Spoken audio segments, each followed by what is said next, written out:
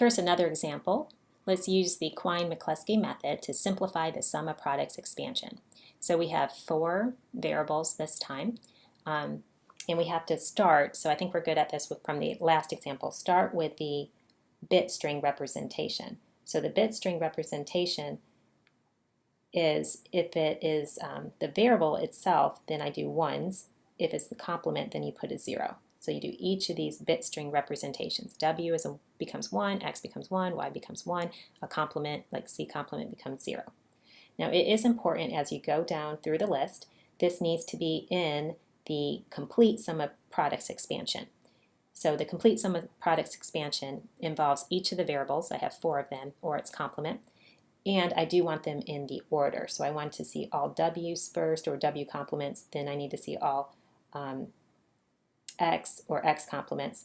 So I need to just kind of organize it that way, so that when you look at the terms, you have W or its complement here, X or its complement in the second bit, Y or its complement in the third bit, and the fourth bit would be Z or its complement. Okay, so where did we start? We started by counting the number of ones. So we have 3 ones.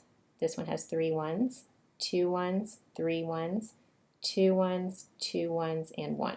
So you put them in order, most ones on top. If you have the same amount of ones, just put one on top there. So I just chose this one over that one and that one.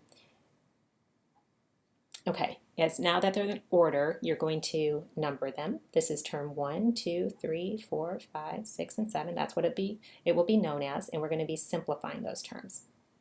So the first thing is, what can this top string be compared with?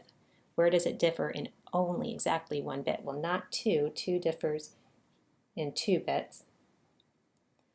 3, does it differ? Nope, doesn't differ in only 1 bit on 3. So I'm going to move on to 4. Okay, so this is 1 with 4. So I have this called compare because we're just comparing the bits, but really what you're doing is you're adding them up. We're just not showing that part. So if you look, this is where the bits differ. And which one did that correspond to? That corresponds to the second bit, corresponds to the x's, or the x complement. So those are going to add out. You know, you're going to get like an x plus an x complement. That's going to be multiplied with the rest of the stuff. So that's just going to go out to a 1. So when I write my answer of what's left, you're going to keep the 1. This one is going to be eliminated, so we put a dash. You're going to keep the 1, and you're going to keep the 0. So again, keep a dash there so that you have the same size bit string, and you can show which one was eliminated. What do you end up with for a term? So this is 1, 4. So I wrote down, I'm comparing 1, 4. This is the string, and what's the term? The term would be 1 will be W. We don't write down the X because it's eliminated. Then we move on to 1 will be Y, and then the 0 represents Z complement. So that's how I wrote down this term.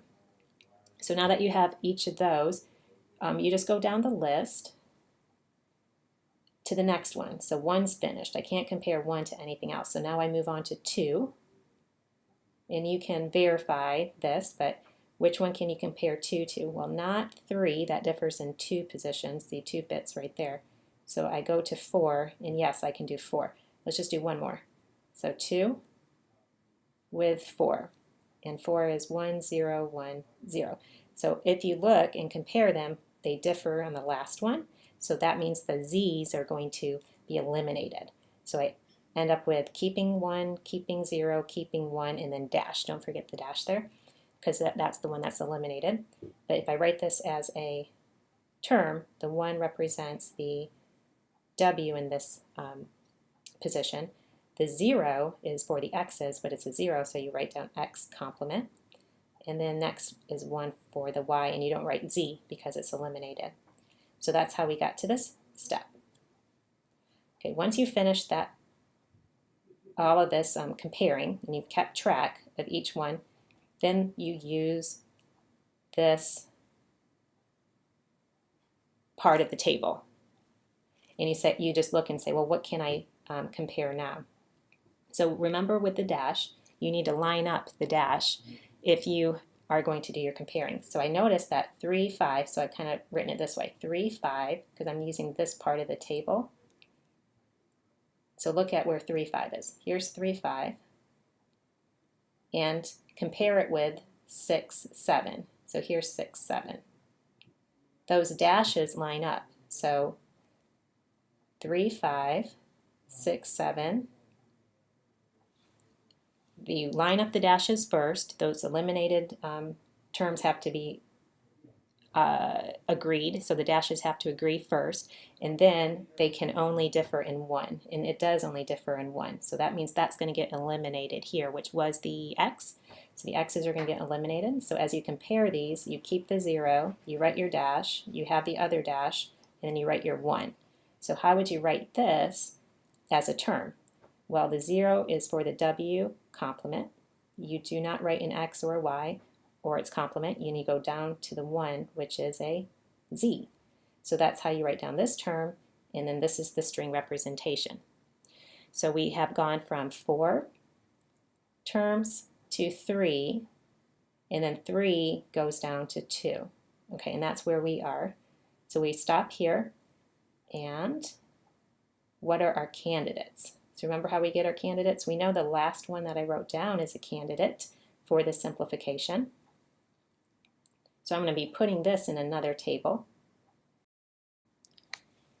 So our candidate here is W complement Z, and W complement Z used 3, 5, 6, 7. So it used 3, 5, so I know I'm not going to have that. 6, 7, we're not going to have that. And in fact, if it has a 3, a 5, a 6, or a 7 in it, it's already taken care of, so it doesn't have, we won't have that as a candidate. We just want to cover all the midterms that we started with, but this one already covers 3, 5, 6, 7.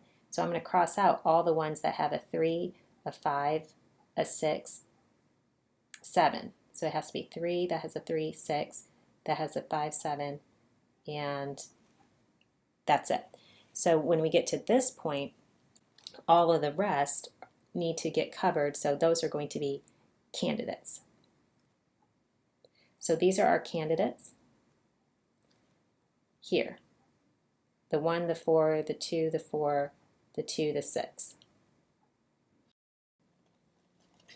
So now in our table, we are going to mark an X where the midterm was used. So remember, we have to put all the midterms up here in the columns to make sure that they're covered by these simplifications. And I put all the candidates on the rows. And I've also listed which ones they used so that we don't have to flip back. So W complement Z, that candidate used midterm 3, 5, 6, 7. WYZ complement used 1, 4. The next one, WX complement Y, used 2, 4. And then X complement YZ is using 2, 6. So remember, if you look down the columns, if you only see one X, then we need to use that corresponding midterm for sure. So notice this column for 1, so this whole column here, that has just one X in it. So I must use this midterm in my simplification so that that's covered. So that that midterm is covered, I must use this simplification. So I'm going to use W, Y, Z complement. Okay, so that will also take care of this. So that one's already, 4 is already taken care of. So far we've covered 1 and we've covered 4. Now anywhere else where you see 1x. I see 1x here. So I have to use this midterm. So I have to use W complement, I call it, I'm sorry, that candidate. I must use this candidate, W complement Z. So that's going to take care of 3, and notice you have an X here, so that'll take care of 5, and you have an X here, that'll take care of 6, as well as midterm 7. Okay, that simplification used all of those. Now, what should we do for the rest of these? 2 and which one? Okay, so notice 2 has an X in WX complement Y. and x complement yz. That second min-term does. So how are you going to cover that min-term? Well, you have a choice. So now this is one where we have a choice. We can either use wx complement y, or remember we had to use those first two for sure. We could do that guy. So it's either wx complement y or x complement yz. So in your reduction, in order to cover all the min-terms, this would be the minimization, but we also have a different representation that is acceptable as a minimization.